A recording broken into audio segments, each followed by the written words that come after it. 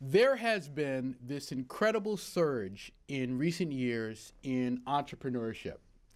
And if you are a leader of a large corporation, you might wonder, does this discussion of entrepreneurship relate to us? We don't want to convince the people who work in our organizations to go out and start businesses. That's not our objective. So how does entrepreneurship relate to big companies? And does it even relate to big companies? And I believe it does. I believe that there's something called an entrepreneurial enterprise. I'll give you an example of this. When I used to work in rather large companies, they were often confused about me and about my goals and the things I wanted to do within these companies.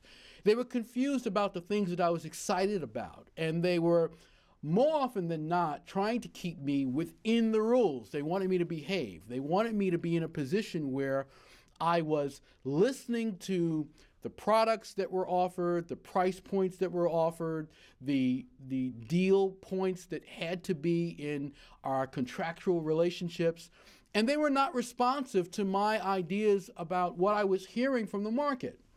Well, one of the things we've learned is that companies can't survive like that. We can look at companies like Kodak, for example. At one point, they were this incredible American icon. Well, they stumbled, and many companies like that have stumbled, and they're gone.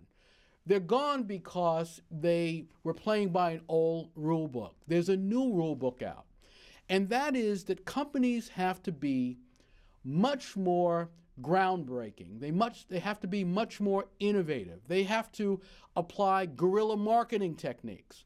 They have to understand how to operate more entrepreneurially. And that's something that every company can learn. How do you get people inside to think more like entrepreneurs? Now, this doesn't mean that you have to break every rule. This doesn't mean that you can't conform to the norms of your industry. It doesn't mean that you can't have order and do things in an orderly way. But it does mean that you have to be a lot more responsive to people that might seem crazy, that might seem like they want to lead your organizations down paths that don't seem to make sense. You've got to find a way to listen to those people internally who march to a different beat, who have their eyes and ears open in different ways, and who can communicate that to you in ways that will help you become a better organization. You can become more productive, you can become more successful, you can become more innovative if you can identify those folks within your organization who think entrepreneurially. Second, you can become a better organization if you take on this mindset of being more entrepreneurial and find ways to infuse this concept within your organization so that it's more dynamic, it's more responsive, it's more assertive, it moves more quickly, and it has a greater capacity to respond to a market that's more dynamic than ever. You need an entrepreneurial organization.